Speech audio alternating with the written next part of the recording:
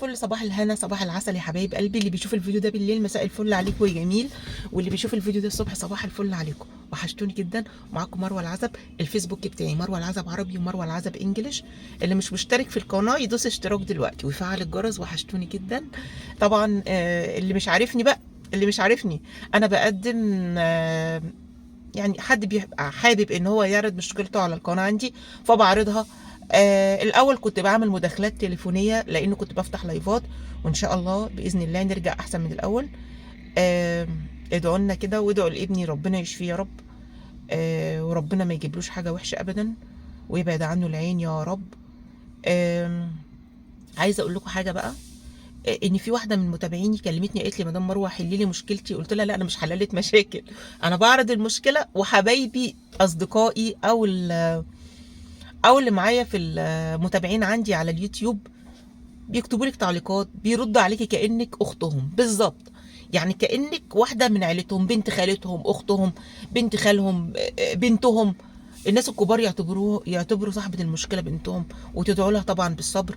فهي بعتت لي الرساله وانا هقراها لكم دلوقتي. لايك لو سمحتوا. اللي مش مشترك يشترك ويفعل الجرس. بحبكم جدا، ربنا ما يحرمني منكم يا رب. بتقولي ازيك يا مدام مروه عامله ايه؟ الف سلامه على ابنك. وحشتيني جدا، بقالك فتره ما نزلتيش فيديوهات على اليوتيوب. معلش حقك عليا، ان شاء الله ننزل فيديوهات دايما وتبقوا معايا، وان شاء الله نفتح لايفات ونبقى احسن من الاول يا حبايب قلبي.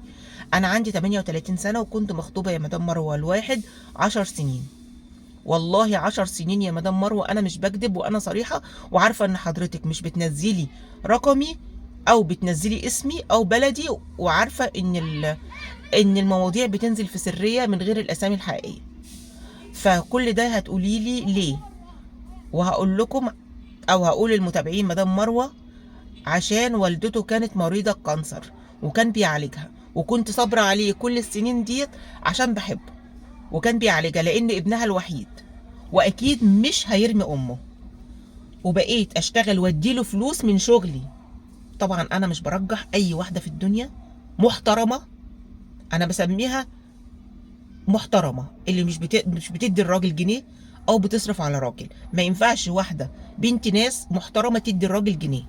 ده من وجهه نظري. والله لو ايه عنده أو لو هو ذات نفسه مريض ما رجحش، لان الواحده اللي تدي فلوس لراجل تبقى واحده رخيصه.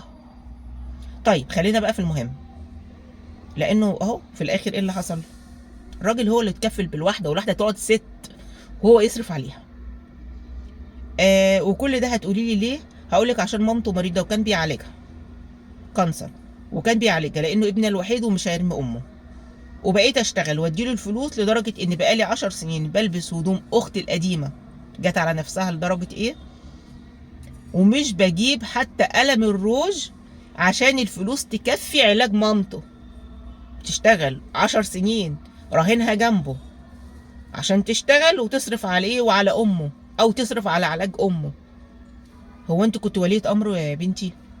دي غلطة برضو. ماشي، طيب ماشي. ما انا ده كله نصايح للبنات. الراجل يجي يشيلك على دماغه، تشتغليش وتديله فلوس مهما يحصل. انا لو عندي بنت ما تشتغلش اصلا. تشتغل ليه؟ امال بيتجوزها ليه او بيخطبها ليه؟ تقعد في البيت وهو يصرف عليها. وشكلي بقى مبهدل قوي. مفيش واحده بتشتغل الا لما الراجل بيجي عليها. معلش، انا ضد الشغل لاي واحده متجوزه او مخطوبه وهتتجوز، لكن واحده منفصله او كده نصيبها. وبقيت اشتغل وادوني الفلوس لدرجه ان بقالي 10 سنين بلبس هدوم اختي. طبعا انا قلت شكلي بقى مبهدل قوي، وعشان يكمل فلوس علاجها انا اتبهدلت قوي انا واهلي. لا سوري، انا اسفه، ايام سوري. بتقول انا اتبهدلت قوي من اهلي، مش عشان اهلي. يعني اهلها بهدلوها عشان قاعده مستنياه. ومن سنه واحده يا مدام مروه المفاجاه ان والدته توفى، وقعد حزينه عليها من كام يوم.